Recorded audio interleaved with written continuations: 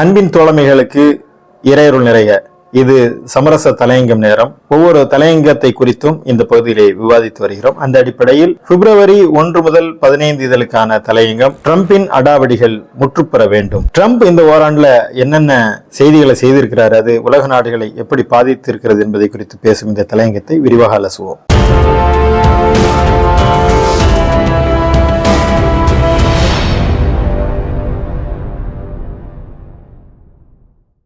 இரண்டாவது முறையாக Donald Trump அமெரிக்க அதிபராக பொறுப்பேற்கிறார். பொறுப்பேற்று சற்றேறக்குற ஓராண்டு காலம் முடிந்துவிட்டது. இந்த ஓராண்டு காலத்தில் அவர் செய்த நடவடிக்கைகளை சுருக்கமாக மேலோட்டமாக பார்த்தால் இந்த உலகமே திணறி போயிருக்கக்கூடிய அளவிற்குண்டான காரியங்களை தடாலடியாக செய்கிறார். பதவியேற்றார். பதவியேற்று முடித்ததும் சட்டவிரோத குடியேற்றத்தை தடுக்க போறேன்னு சொல்லி மெக்சிகோ எல்லையில தடுப்பு சுவர் கட்டணும்னு சொல்லி சொன்னார். சட்டவிரோத குடியேறிகள் உடனடியாக வெளியேற வேண்டும் என்று சொன்னார். விசா கட்டணத்தை கடுமையாக பல மடங்கு உயர்த்தினார். குடியேற்ற கொள்கைகளை எப்போது இல்லாத அளவுக்கு அமெரிக்கா கடுமையாக ஏற்றுக்கொள்ளக்கூடிய அளவிற்கு ஒரு நெருக்கடியை இங்கே உருவாக்கினார். சட்டவிரோத குடியேறிகள் சொல்லி யாரெல்லாம் இருக்கிறாங்களோ அவங்க வெளியேறிவிட வேண்டும் என்று சொன்னது மாத்திரமல்லாமல் சட்டவிரோத குடியேறிகளை அவர்கள் கைகளிலும் கால்களிலும் விலங்கிட்டு அவர்களை இராணுவ விமானத்துல நாடு கடத்தினார். இந்தியாவை சார்ந்தவர்களை கைகளிலும் கால்களிலும் விலங்கிட்டு அனுப்பிய ஒரு கொடூரம் அவர் பதவியேற்ற உடனே நடந்தது. அடுத்து என்ன பண்ணாரு, சட்டவிரோத குடியேறிகள் அமெரிக்காவில் ஊடுருவதற்கு யாரெல்லாம் காரணமா இருக்கிறாங்களோ அந்த அண்டை நாடான மெக்சிகோ கனடாவிற்கு வரியை கூடுதலாக விதித்து ஒரு வரி யுத்தத்தை அவர் தொடர்ந்து நிகழ்த்தி கொண்டே இருக்கிறார். நேட்டோ ராணுவ கூட்டமைப்புல டென்மார்க் இடம்பெற்றிருக்கிறது. அந்த நாட்டுக்கு ஆதரவாக டென்மார்க் ஆதரவாக Norway, Sweden, France, Germany, Britain, Finland ஆகிய ஐரோப்பிய நாடுகள் கிரீன்லாந்துக்கு ஆதரவாக இருக்கு. அதற்கு படைகளை அனுப்புது. எனவே இதுல ஆத்திரமடைந்த ட்ரம்ப் என்ன பண்ணார்னா, டென்மார்க் உள்ளிட்ட நான் சொன்ன இந்த 8 ஐரோப்பிய நாடுகளுக்கு அதிரடியாக இறக்குமதி வரி 10 விழுக்காடு அதிகம் என்று சொல்றார். கனடா மீது 35 விழுக்காடுக்கும் அதிகமான வரிகளை விதித்ததோடு மேலும் ஒரு 10 விழுக்காடு வரியை நான் விதிப்பேன் என்று சொன்னார். சீனாவுக்கு 145 விழுக்காடு வரி. அது மட்டுமல்ல, இந்தியாவை பொறுத்த வரைக்கும் இந்தியாவுக்கு 25 விழுக்காடு வரினாரு. அடுத்த ஒரு சில நாட்களில் இன்னும் கூடுதலாக 25 விழுக்காடு வரி என்று 50 விழுக்காடு வரி உயர்த்தினார்.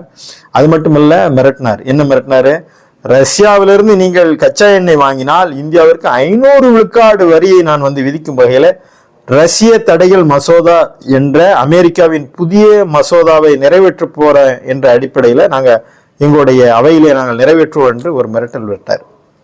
அதுக்கப்புறம் இப்ப நடக்கக்கூடிய அண்மை கால அரசியல் மாற்றங்கள்லாம் பாருங்க. இந்திய பிரதமரை பணிய வைத்து இப்போ நான் 18 விழுக்காடா குறைச்சிட்டாங்கிறார். அதற்கு பின்னால் நடக்கக்கூடிய அந்த அரசியலையும் அதற்கு பின்னால் இந்திய அரசு எதையெல்லாம் விட்டு கொடுத்திருக்கிறது என்பதை நாம் ஆழமாக பேச வேண்டியிருக்கிறது.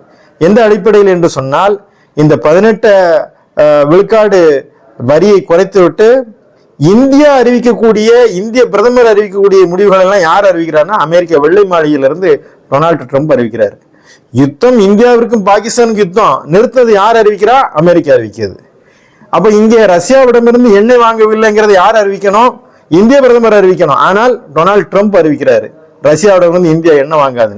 ரஷ்ய அதிபரை சொல்றாரு, எங்கள்கிட்ட அப்படியான ஒரு ஒப்பந்தம் இல்லைன்னு. இப்ப இந்த 18 விழுக்காடு வரியை குறைத்ததற்கு பின்னால் உள்ள அந்த நெருக்கடிகளும் இந்திய பிரதமரை பணிய வைத்த அந்த மிரட்டலும் என்னங்கிறதை நாம் இதுல புரிந்து கொள்ள வேண்டும். இந்த கடும் நடவடிக்கைகள் வரி விதப்பை கண்ணாபின்னா என்று ஆக்குறாரு. அதனால தங்கம் விலை எந்த அளவு வரலாறு காணாத அளவுக்கு உச்சத்தை தொட்ட ஒரு சூழ்நிலைகள் எல்லாம் இந்த நடவடிக்கைகளும் ஒரு காரணமா இருக்கிறது எங்குமே நாம் பார்க்கணும். அதே போல ஆப்பிரிக்க ஏழை மக்களுக்கு உணவு மருத்துவத்திற்கான நிதி இருந்து அதை நான் தர முடியாது அப்படின்னு நிறுத்தினாரு. தேசிய பாதுகாப்பு காரணம் அப்படிங்கிறத ஒண்ணு சொல்லிட்டு எண்ணெய் வளங்களை கொள்ளையடிப்பதற்காக டென்மார்க்குடைய தன்னாட்சி பகுதியா இருந்த கிரீன்லாந்தை அமெரிக்காவோட இணைக்க போறேன்னு சொல்லி டென்மார்க்கோட நான் பேச்சுவார்த்தை நடத்துவேன். அப்படி அந்த பேச்சுவார்த்தையில உடன்பாடு எனக்கு எட்டப்படலைன்னா நான் ராணுவ நடவடிக்கை எடுக்க போறேன் அப்படின்னாரு.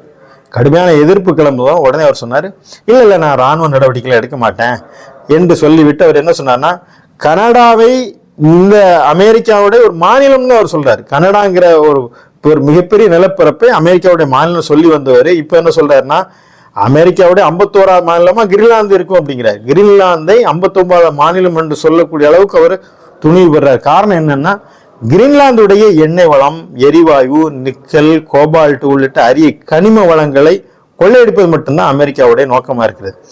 இதே போல எண்ணெய் வளங்களை குறிவைத்து வெனிசுலா நாட்டின் ஜனாதிபதி நிக்கோலஸ் மதுரோவையும் அவருடைய மனைவியும் கடத்தி கைது செய்தது ட்ரம்ப் நிர்வாகம். இது உலகத்துல எங்க நடக்குமா?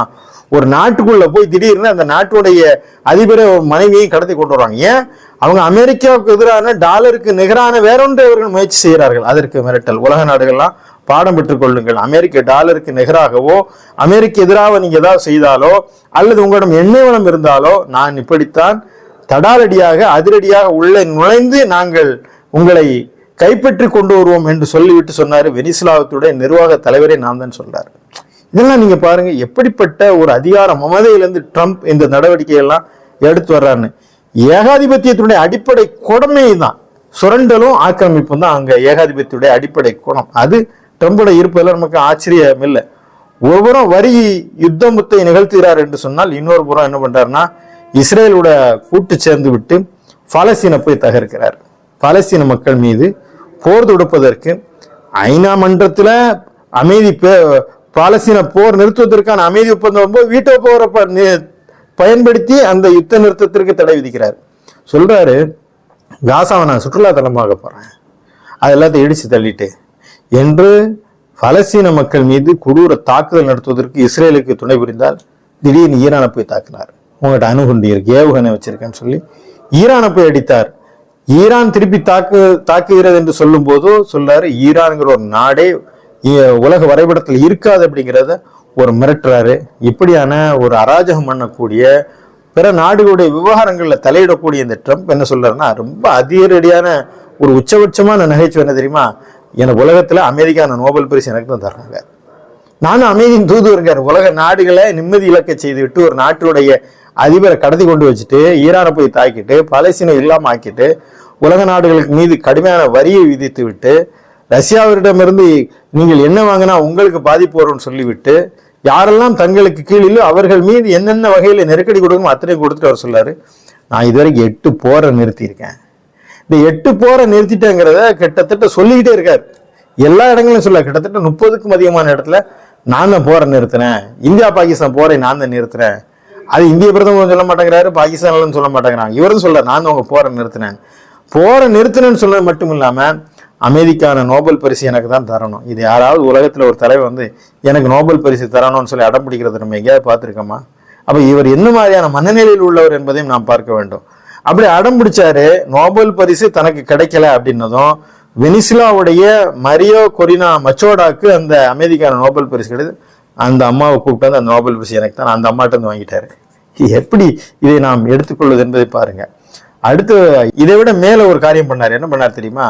அமெரிக்கான பரிசு எனக்கு தரல அப்படிங்கிறதுனால இனி அமைதியை பற்றியே நான் பேச போறதில்லை, ஐநா சபைக்கு மாற்றாக அமைதி வாரியம், போர்ட் ஆஃப் பீஸ் அப்படிங்கிற நான் ஒன்றும் ஒரு சர்வதேச அமைப்பை நான் உருவாக்குவேன்னு சொல்றாரு.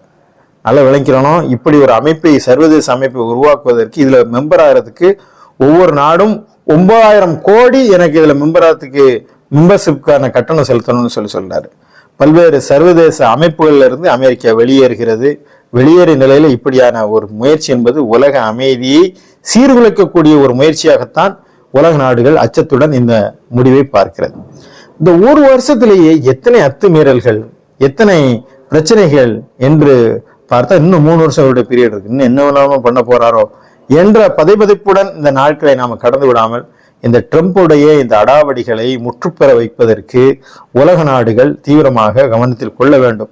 தங்களுக்கு எதிரான நடவடிக்கை யோசிச்சாலோ அல்லது டாலருக்கு நிகரான ஒரு விஷயத்தை செஞ்சாலோ அமெரிக்கா உள்ள நோங்கி நம்மை தாக்கிவிடும் அல்லது ஒரு அவர்களுடைய பொம்மை அரசை இங்கு கொண்டு வந்துவிடும், ஜனநாயகத்தை நசுக்கிவிடும் என்றெல்லாம் பயந்து கிடக்காமல் இதை துணிவு கொண்டு எதிர்க்க வேண்டும். குறிப்பா இந்தியா அமெரிக்காவிற்கு அடங்கி போய் விடக்கூடாது. இந்த அநியாயத்திற்கு எதிராக, இந்த அநீதிக்கு எதிராக இந்தியா தனது வலிமையான வாய்மையான குரலை எழுப்ப வேண்டும். பெரியண்ணன் மனப்பான்மையில வல்லாதிக்கம் செலுத்தி வரும் அமெரிக்கானுடைய நவீன ஏகாதிபத்தியத்தை செயல்படுத்துவதற்கு முயன்று கொண்டிருக்கக்கூடிய இந்த ட்ரம்பினுடைய அடாவடிகளுக்கு முற்றுப்புள்ளி வைக்க வேண்டும். சர்வதேச ஒழுங்கை சீர்குலைப்பதன் மூலமாக 3ஆம் உலகப் போருக்கு வித்திடக்கூடிய ஒரு அபாயமும் இதில் இருக்கிறது. இதிலிருந்து உலகத்தை காக்க வேண்டிய பொறுப்பு எல்லோருக்கும் இருக்கிறது.